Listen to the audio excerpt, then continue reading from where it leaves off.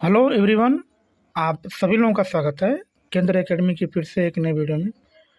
आज की वीडियो में हम लोग फ्रेंड्स यूपी त्रिपल पीठ के इतिहास में जितने प्रश्न बन सकते हैं या यूपी त्रिपल के द्वारा जितना भी प्रश्न पूछा जाता है पूर्व की परीक्षाओं में, उनको आज हम लोग इस सेशन में डिस्कस करेंगे। फ्रेंड्स, ये जो किताब है घटना चक्र की किताब है, और घटना चक्र में हम लोग उन प्रश्नों को देखेंगे जो यूपी त्रिपल के द्वारा पूछा गया है किसी न किसी एग्जाम में। तो चैनल पर पहली बार आएंगे तो चैनल को सब्सक्राइब कर लीजिएगा, बेल आइकन को दबा दीजिएगा और अपने दोस्तों को ज़रूर शेयर कर दीजिएगा। फ्रेंड्स, ये वीडियो यूपी त्रिपल के एग्ज़ाम के दृष्टिकोण से बहुत ही इंपॉर्टेंट है। फ्रेंड्स, पिछली वीडियो में हम लोगों ने देखा था बौद्ध धर्म से रिलेटेड प्रश्नों को देखा था। आज का जो हमारा टॉपिक होने वाला है फ्रेंड्स, इसका नाम जो है जैन धर्म। जैन धर्म, और जैन धर्म में जो महावीर है उनकी जो है देखा जाएगा, इनकी जीवनी देखा जाएगा और इनकी शिक्षाएँ कहाँ-कहाँ हुई है उनको देखा जाएगा। तो बने रहिएगा इस चैनल पे और पूरा वीडियो देख के जाइएगा, ठीक है।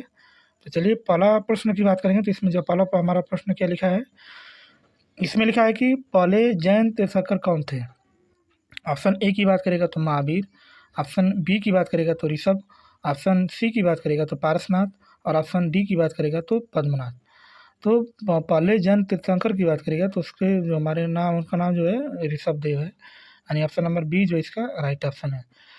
जैन में कुल जो है 24 तीर्थंकर हुए हैं, जिसमें से पहला तीर्थंकर जो है ऋषभ देव थे, और 24वें तीर्थंकर जो उनका नाम जो है उनका नाम महावीर स्वामी है, ठीक है।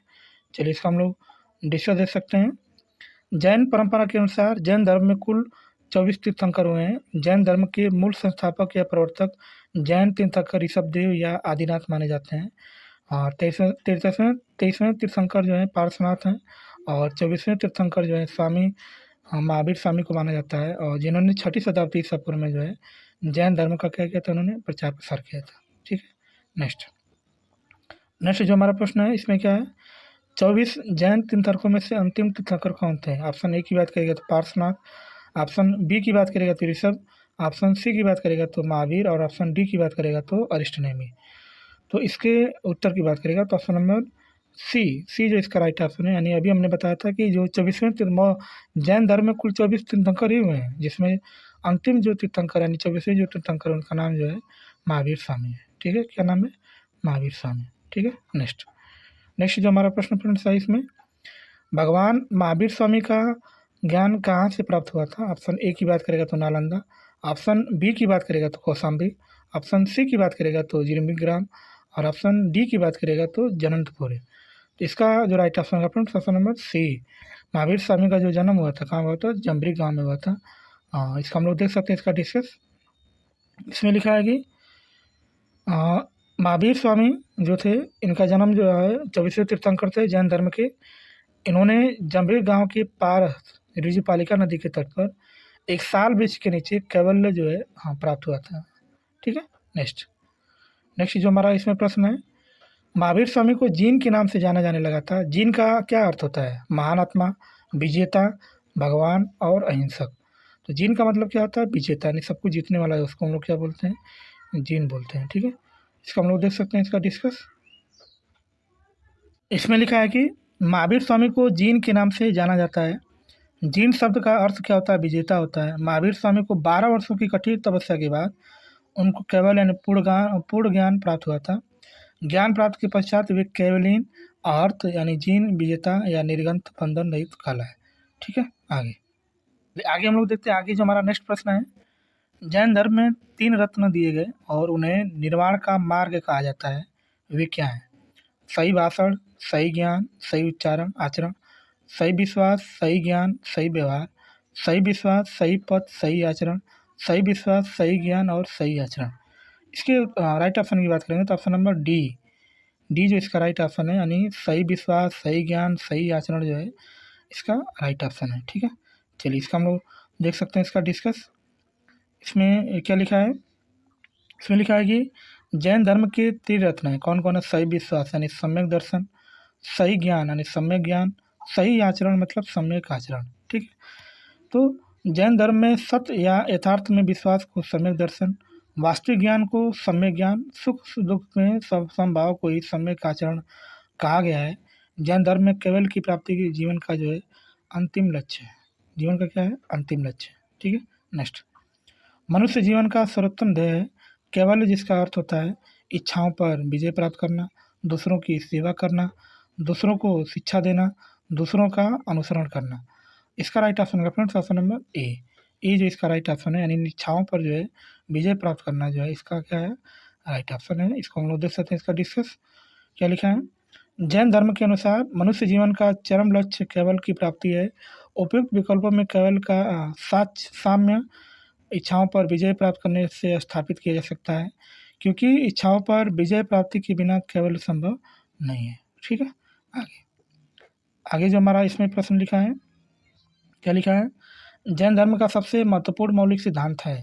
ऑप्शन ए की बात करेगा वैराग्य, ऑप्शन बी की बात करेगा निष्ठा, ऑप्शन सी की बात करेगा कर्म, और ऑप्शन डी की बात करेगा तो अहिंसा। इसका राइट ऑप्शन है friends option number D. D जो इसका राइट ऑप्शन है, यानी अहिंसा जो इसका राइट ऑप्शन है। ठीक है, चलिए इसका हम लोग देख सकते हैं, इसका डिस्कस। अहिंसा को जैन धर्म के सबसे महत्वपूर्ण मौलिक सिद्धांत के रूप में जाना जाता है। जैन धर्म के 5 सिद्धांतों में अहिंसा सबसे मौलिक है। जैन धर्म के 5 सिद्धांत इस प्रकार हैं: अहिंसा, सत्य, अस्तेय, अपरिग्रह और ब्रह्मचर्य जो है इसके 5 ऑप्शन हैं। ठीक है, चलिए आगे आगे हम लोग देखते हैं। महावीर और उनके अनुयायियों की शिक्षाएं कई शताब्दियों तक मौखिक रूप से प्रसारित होती रहती हैं। इन्हें लगभग 1500 वर्ष पहले लिखा गया था। वर्तमान में निम्नलिखित में से किस स्थान पर उपलब्ध है? पटना बिहार, श्रावस्ती उत्तर प्रदेश, वल्लभी गुजरात, श्रवण बेलगोला और कर्नाटक। इसके राइट ऑप्शन की बात करेंगे तो ऑप्शन नंबर सी जो है इसका राइट ऑप्शन, यानी वल्लभी गुजरात में जो है अभी भी इसके जो है स्थान उपलब्ध है। ठीक है, आगे आगे हम लोग देखते हैं आगे क्या लिखा है। इसका हम लोग देख सकते हैं, इसका डिस्कस। महावीर और उनके अनुयायियों की शिक्षाएं कई शताब्दियों तक मौखिक रूप से प्रसारित होती रहती हैं। उन्हें लगभग 1500 वर्ष पहले लिखा गया था। वर्तमान में वे गुजरात के वल्लभी नामक स्थान पर उपलब्ध है। ठीक है, तो फ्रेंड्स हमने जो है जैन धर्म से जितने भी प्रश्न बने थे यूपी पेट में, उनको हमने इस सेशन में डिस्कस कर लिया है। ठीक है ना, आज का जो अब से हमारा जो टॉपिक है उसका नाम जो है मौर्य वंश। और मौर्य वंश में हम लोग देखेंगे कितने प्रश्न बन सकते हैं। चंद्रगुप्त मौर्य से, सम्राट अशोक से कितने प्रश्न बन सकते हैं उनको हम लोग देखेंगे फ्रेंड। ठीक है, तो चलिए शुरू करते हैं। इसमें का पहला प्रश्न है, मेगास्थनीज जिन्होंने भारत के बारे में प्रसिद्ध यह ग्रंथ इंडिका लिखी है वह मूल रूप से किस देश के थे? पुर्तगाल के, ग्रीस के, मिस्र के, तुर्की के। इसका राइट ऑप्शन है फ्रेंड्स ऑप्शन नंबर बी। ये कहाँ के थे? तो ये ग्रीस के थे, जो जिन्होंने इंडिका लिखा था। किसने लिखा था? तो मेगास्थनीज ने लिखा था। ठीक है, चलिए इसका हम लोग देख सकते हैं, इसका डिस्कस। मेगास्थनीज मूलतः ग्रीस का निवासी था, जो सेल्यूकस निकेटर का राजदूत बनकर चंद्रगुप्त मौर्य के दरबार में आया था। मेगास्थनीज की प्रसिद्ध पुस्तक का नाम जो है इंडिका था, है ना। इसकी प्रसिद्ध पुस्तक का नाम क्या था? इंडिका। आगे आगे हम लोग देख सकते हैं, इसका डिस्कस। प्रश्न हमारा है कि मौर्यकालीन भारत के विवरण वाली इंडिका के लेखक कौन है? इनमें से कोई नहीं। वेंटसान, फायान, मेगास्थनीज। तो अभी हमने बताया था कि जो इंडिका जो लेखक है इनका नाम क्या था? तो मेगास्थनीज था, और ये जो है आए थे मौर्य के दरबार में। ठीक है, नेक्स्ट इसमें आगे जो हमारा प्रश्न है, विशाखादत्त द्वारा लिखित मुद्रा राचक कौन सी भाषा में लिखा गया है? तमिल में, पाली में, संस्कृत में, हिंदी में। इसका राइट ऑप्शन का फ्रेंड्स ऑप्शन नंबर सी। जो विशाखादत्त जिन्होंने मुद्रा राचक लिखा है, किस में लिखा है, किस भाषा में? तो संस्कृत में लिखा है। किसमें लिखा है? संस्कृत में। ठीक है, इसका हम लोग देख सकते हैं, इसका रिसर्च। विशाखादत्त द्वारा रचित मुद्रा राचक संस्कृत भाषा का नाटक है। इसे हिंदी में अनुदित करने का श्रेय भारतेंदु हरिश्चंद्र को प्राप्त है। इस ग्रंथ से चंद्रगुप्त मौर्य के विषय में विशेष जानकारी प्राप्त होती है। नाटक में चंद्रगुप्त को विशल तथा कुलहीन कहा गया है। ढूंढीराज ने मुद्राराचक पर टीका लिखी थी। ठीक है, आगे आगे जो हमारा नेक्स्ट प्रश्न है कि नगरपालिका प्रशासन की एक विस्तृत प्रणाली की स्थापना के लिए निम्नलिखित में से सबसे प्रसिद्ध राजा का नाम बताइए। चंद्रगुप्त विक्रमादित्य, चंद्रगुप्त मौर्य, कनिष्क और अकबर।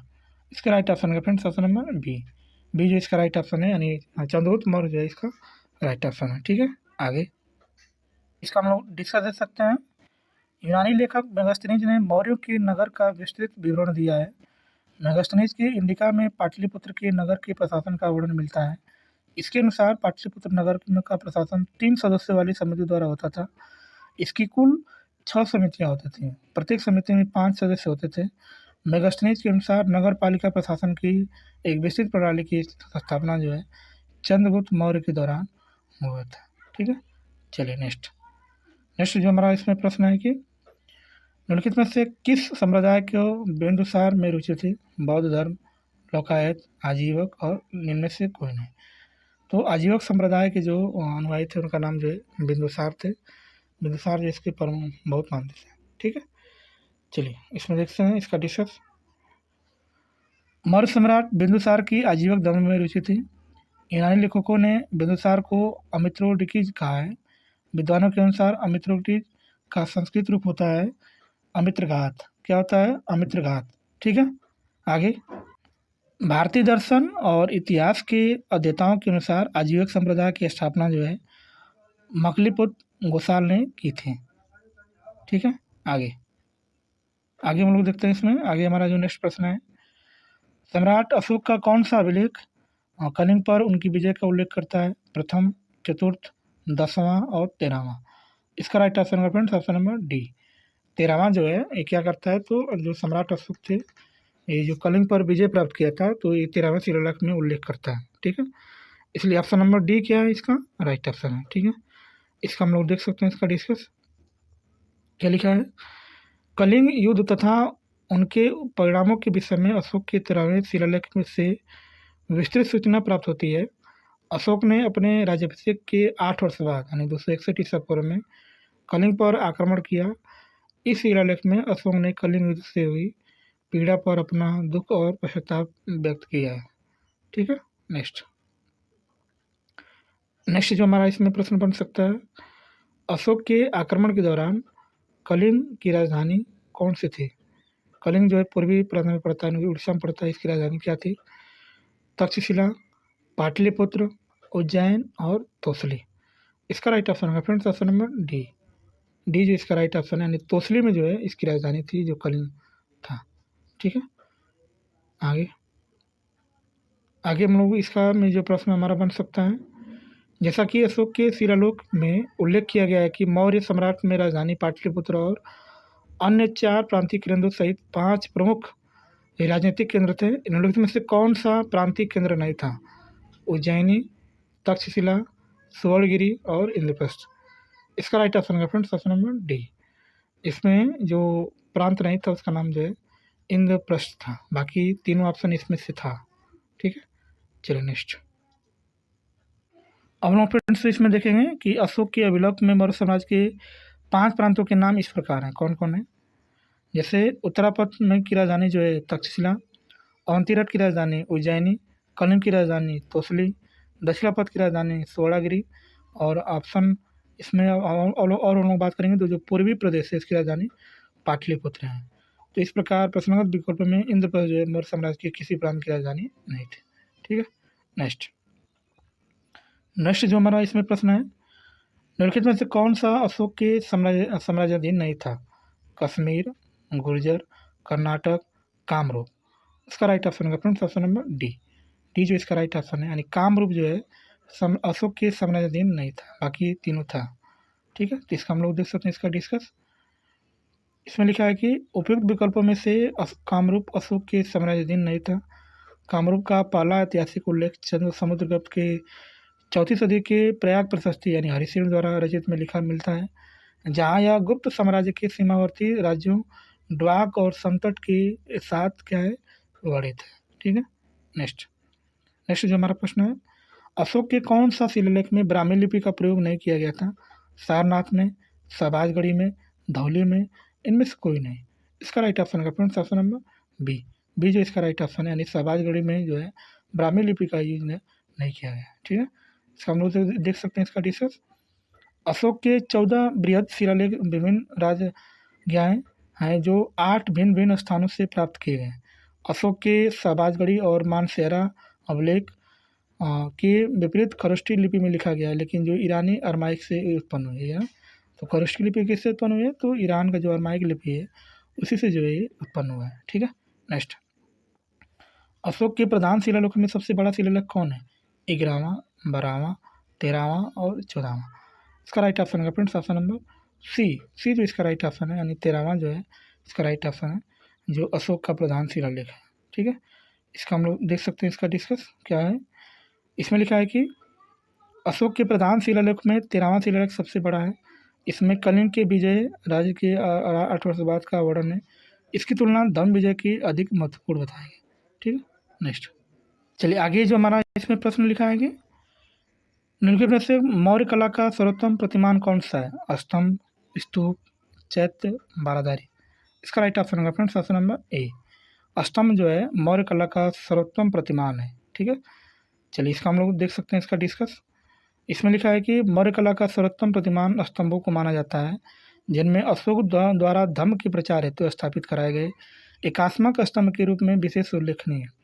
अशोक के एकात्मक स्तंभों का सर्वोत्कृष्ट नमूना सारनाथ का सिंह चतुर्मुख स्तंभ शीर्ष है। ठीक है, नेक्स्ट जो हमारा इसमें बनने वाला प्रश्न है कि अशोक का सिंह चतुर्मुख स्तंभ शीर्ष एक स्तंभ पर था कन्नौज, गौतम बुद्ध नगर, संभल, सारनाथ।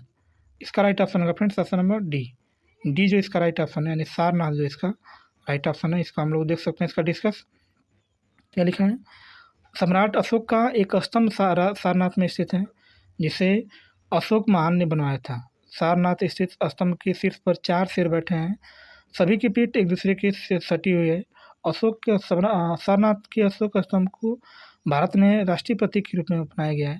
सिंह चतुर्मुख के स्तंभ के निचले भाग में स्थित चक्र को भारतीय तिरंगे के मध्य में रखा गया है। ठीक है, आगे नेक्स्ट जो हमारा इसमें प्रश्न बन सकता है, क्या लिखा है? मौर्य अर्थव्यवस्था मुख्य रूप से किस पर निर्भर है? कृषि अर्थव्यवस्था, व्यापार आधारित अर्थव्यवस्था, उद्योग आधारित अर्थव्यवस्था और युद्ध आधारित अर्थव्यवस्था। ठीक है, इसका राइट ऑप्शन होगा फ्रेंड्स ऑप्शन नंबर ए। कृषि अर्थव्यवस्था पर जो है ये आधारित थी जो मौर्य अर्थव्यवस्था थी। ठीक है, इसका हम लोग देख सकते हैं इसका डिस्कस।